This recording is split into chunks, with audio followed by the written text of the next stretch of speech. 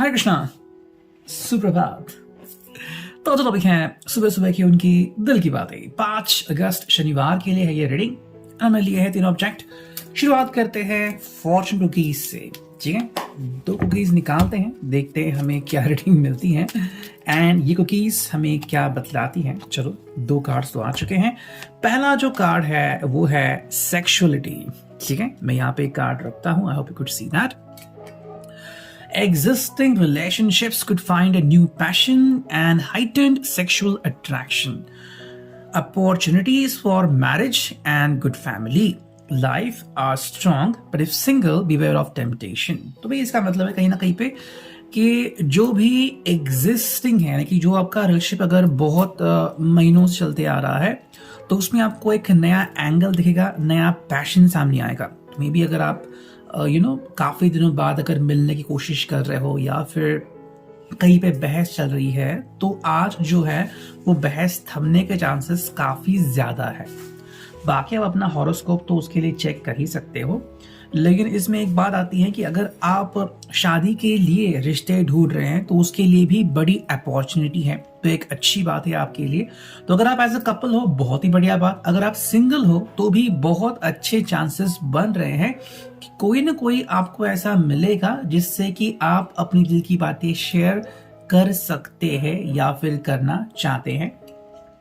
बाकी की बातें जो हैं वो बाद में आती है कि कैसा रिश्ता बनता है वगैरह, लेकिन एटलीस्ट कनेक्शन तो बैठ सकता ही है।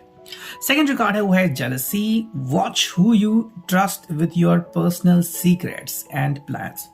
तो यहाँ पे काफी इंपॉर्टेंट है कि अगर आप किसी के साथ अपनी दिल की बातें शेयर कर रहे हो तो देख लीजिए कि ऐसा पर्सन कहीं आपकी दिल की बातें कहीं और शेयर ना करे।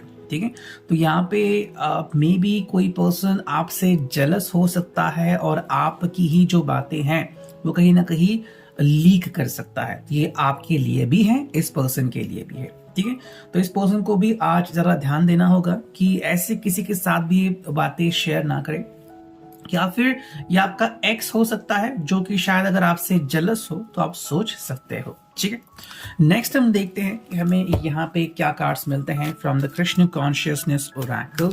ठीक है, ऑलमोस्ट 2 से 4 कार्ड्स हम लेंगे, देखते हैं हमें क्या बातें आज मिलती हैं। चलो कुछ बातें मिली हैं। पहला जो कार्ड है वो है डिवाइन दर्शन।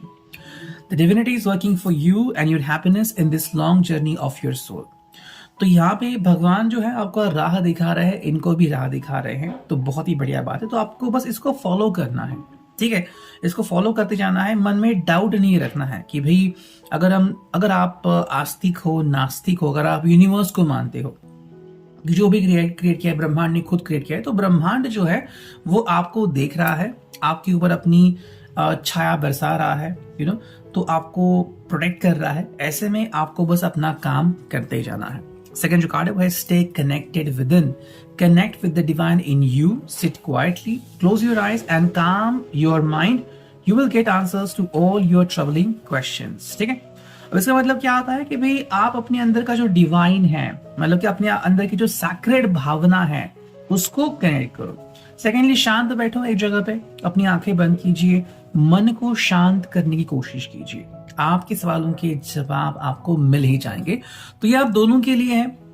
अगर आप अफर्मेशन करना चाहते हो, अगर आप मेडिटेशन करना चाहते हो, अगर आप ध्यान करना चाहते हो, तो आपके जवाब आपको मिल जाएंगे।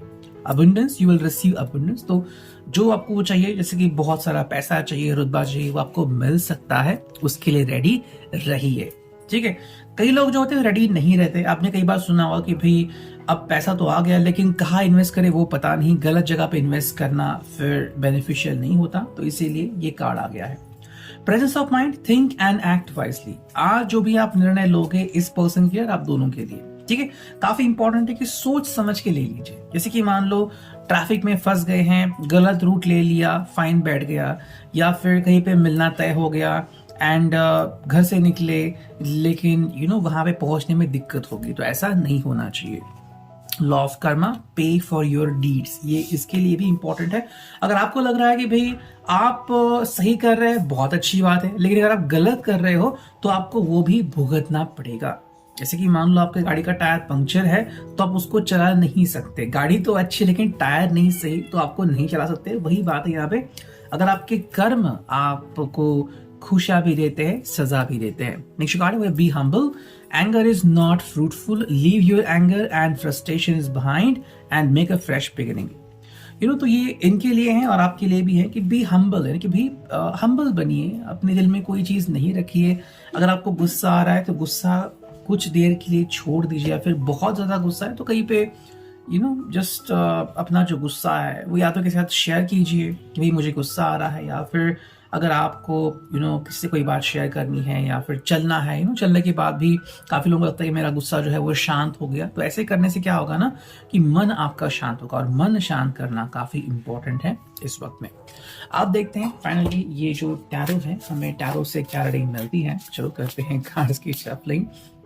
ये आ गया फर्स्ट कार्ड, ये है भाई ओके, ये है पेंटाकल्स का card, Page of Pentacles, scholarly, cheerful, dependable, mischievous, time to get to work, an excellent opportunity presents itself. ठीक है, happy news about career, scholarship, a new area of study.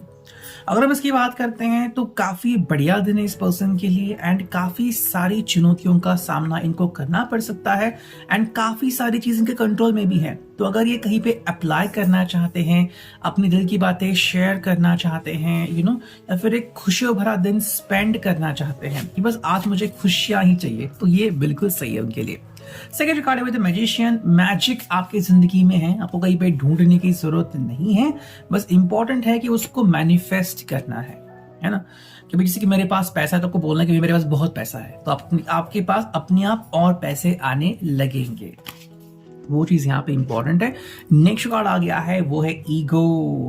Okay, and ये ego क्यों आ गया है यहाँ पे, जैसे कि आप यहाँ पे देख लीजिए कि इस पर्सन ने क्या किया, ये पर्सन देख नहीं सकता, बट इसने इस कदर इसके ईगो को हर्ट किया कि कहा कि भाई तुम तो मेरे ऊपर अटैक कर ही नहीं सकते। जैसे इसने अटैक किया, इसने अपने जो बंधन है वो तोड़ दिए। तो ईगो जो है, ईगो के लालच में या फिर जब हमें अहंकार होता है तो हम ऐसे कृत्य कर बैठते हैं, इसी कारण हमें पछतावा होता है। जैसे आपने भी देखा होगा कि मे बी आपका जो पर्सन है कई बार ईगो में कि भाई मैं सब कुछ फिर मैं कर सकता हूँ, कुछ ऐसी बातें बोल देता है कि आपको तकलीफ होती है। तो ऐसा नहीं करना है, ये बेसिकली यहाँ पे चीज आती है। नेक्स्ट कार्ड है वो है भाई 2 of cups, cancer, Scorpio, Pisces. Following in love, तो आज आप या तो किसी के प्यार में पड़ सकते हो, या फिर जिसको बहुत प्यार करते हो वो पर्सन आज आपसे आके मिल सकता है। अगर आपको लग रहा है काफी दिन हो गए फिर भी वो पर्सन नहीं कम बैक कर रहा है, तो धीरज रखिए, ध्यान कीजिए, मेडिटेशन कीजिए, अफर्मेशन कीजिए, वो पर्सन आपको डेफिनेटली जवाब दे ही देगा। नेक्स्ट कार्ड है वो है 10 of cups, cancer, Scorpio, Pisces. अगर हम इसकी बात करें तो ये है हैप्पी मैरिज। तो आज का दिन इनके लिए काफी इंपॉर्टेंट है, ये अपने दिल की बातें साझा करना चाहते हैं।